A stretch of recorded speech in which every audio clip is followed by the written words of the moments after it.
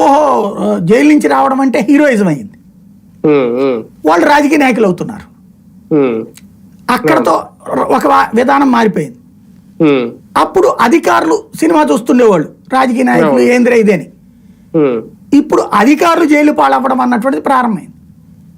అది అప్పట్లో జగన్ అరెస్ట్ చేసినప్పుడు ఐఏఎస్లు, ఈ దఫా జగన్ అరెస్ట్ చేయించడానికి ఐపీఎస్లు.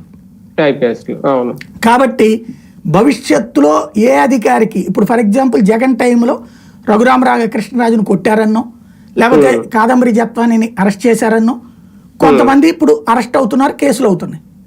కానీ రెడ్ బుక్ అయితే చాలా స్ట్రాంగ్ గానే తయారు చేశారు దీన్ని బట్టి. అంతే కదా నేను అనేది. రెడ్ బుక్ అంటే సమస్య ఏంటంటే ఇప్పుడు రెడ్ బుక్ గ్రీన్ బుక్ అవుతుంది రేపు పొద్దున. ఇవాళ ఉన్నటువంటి వాళ్ళు ఇవాళ వీళ్ళని ఎవరినైతే అరెస్ట్ చేస్తున్నారో, ఇవాళ వీళ్ళని ఎవరైతే చేస్తున్నారో, ఇక్కడ కావాలని ఏం కోరుకోవాలంటే జగన్ మళ్ళీ జీవితంలో అధికారంలోకి రాకూడదని కోరుకోవాలి. జగన్ మళ్ళీ జీవితంలో అధికారంలోకి వస్తే ఇవాళ వాళ్ళందరూ రేపు పొద్దున మళ్ళీ అరెస్ట్లు అవుతారు, లేదా రేపు పొద్దున సస్పెన్షన్లు అవుతారా, శిక్షించబడతారా. అధికారుల దగ్గర నుంచి ఇవాళ రాజకీయ నాయకులందరూ రేపు పొద్దున విక్టిమ్స్ అవుతారు.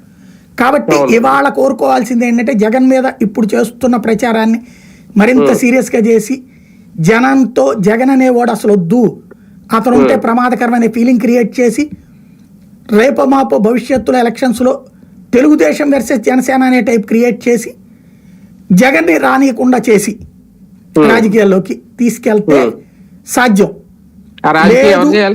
జగన్ అంత చేయగలరా? కాదు, జగన్ తెలుగుదేశమే చేయాలి. అదే తెలుగుదేశం వర్సెస్ జనసేన అనే పరిస్థితి నాకు తెలిసి ఇప్పట్లో వస్తుందా అంటే వీళ్ళు కావాలని చెయ్యాలి అంటున్న ప్లానింగ్. అదే ఓకే. ఇప్పుడు లేదా వీళ్ళ కూటమి అద్భుతం అని చెప్పి